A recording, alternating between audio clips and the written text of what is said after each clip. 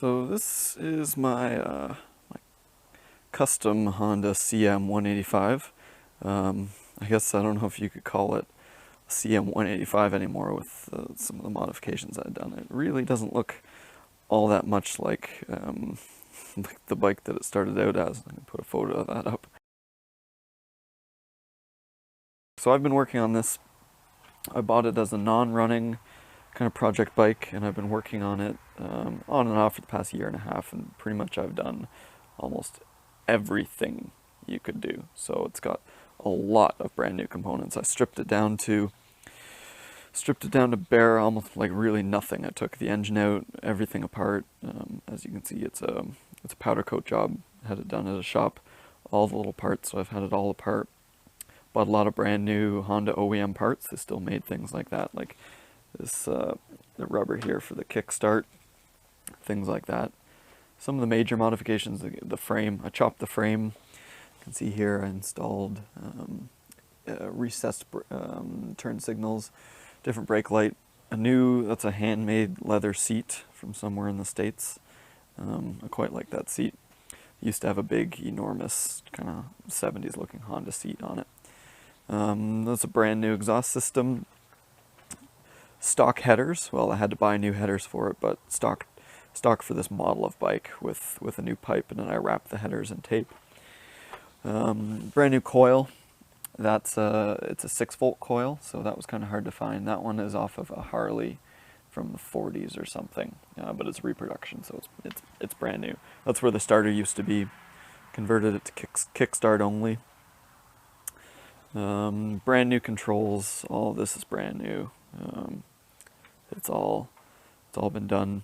A lot of custom little brackets and stuff I've made out of this aluminum plate. That's my choke where I have that. That's a new headlight bucket.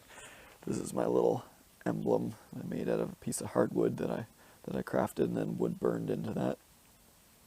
Brand new tires, of course. The original tires were crap. So some of the major hurdles that I've had to do, all the cables, because this used to have like ape hangers. All the cables had to be shortened.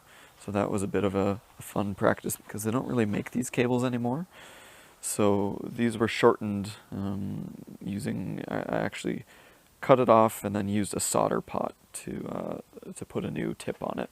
And that's pretty much on every cable. So that's the front brake cable, the clutch cable, those are original to the bike. Throttle cable is a reproduction for a different bike that I had to modify for this one, because you can't find throttle cables for this bike anywhere. Really hard to find. The tank is actually off of a 1975 Suzuki TS125. I like the profile and shape of it, and I really think it matches the bike. So I bought that on eBay.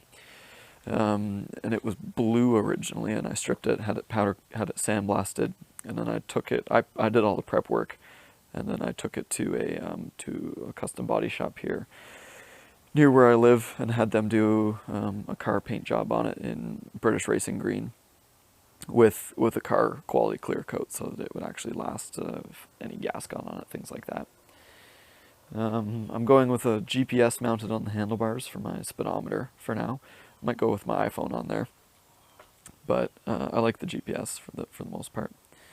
That's my rear fender, also out of a piece of hardwood, same wood that the front little plate is made from. There's the carb, the fuel lines, everything. That's a petcock for the Suzuki tank, not for the Honda tank. Got everything powder coated, brand new rubbers on it. That's stock, but that's okay. Brand new chain, brand new sprocket. That brake light, pretty new. New pod filter. Interesting thing is I didn't have to rejet it. So with this new exhaust and with this pod filter, it's actually running a little rich, which I thought it'd be running a little lean. I thought it'd be running a little lean. I need more fuel, but it's a little rich at the moment, so I'll be leaning that out as we go. So I've broken down the engine twice. This is the first time just to look at it and fiddle with things, new head gasket and stuff. Second time was because I had low compression. So as soon as I got it running and everything done, I found I had low compression. So I took her apart, put in a 1/2 mil overbore piston and rings that I ordered online, had it bored over, and then put it all back together, and I'm about 140K on a rebuild. So it's still being broken in. What else has changed? Oh, I did the wiring harness from scratch. So the original wiring harness I tore apart. It's a 6-volt bike. So the bike and the headlight run on 6-volt, but I wanted to run LED and turn signals and brake light. So what I actually did, you can see it here, is I've got a power pack, 12-volt power pack. So I've got 2 circuits on the bike. There's my brake, and it's a 12-volt because those are all LED. And my turn signals aren't working at the moment. But my turn signals are also LED because I wanted them all to be LED. So I've got 2 systems on the bike, one 6-volt, one 12-volt, which made it a little difficult to do all the wiring for it. But it's kickstart only. Really every single thing on the bike has been taken apart and put back together, either cleaned, put back together, or replaced and put back together, or custom machined or made by me and put back together. A lot of little hurdles, a lot of learning experience behind doing this bike for sure. There's still a few little bits and pieces left to button up. Crankcase vent I've got to get into my intake. Fuel tank, there's a couple little bubbles in the paint job that were there, so I sanded that, and I'm gonna just paint that neck with a fuel safe paint. A couple little things I need to tighten up and adjust and whatnot, but that's all par for the course when you've got a bike that you've built from scratch, realistically, for the most part. So I had a great time doing this, and there's a few more bikes down the road that'll be getting kind of a similar treatment. Got about $2,500 into this in total, Canadian, and that includes purchase price of the bike, and then everything. Purchase price, it was $300 for the bike, and it didn't have spark, it didn't run.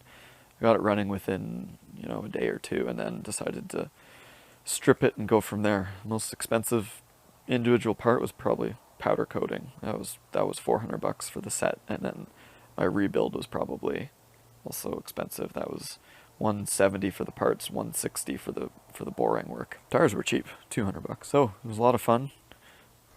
I quite like bombing it around.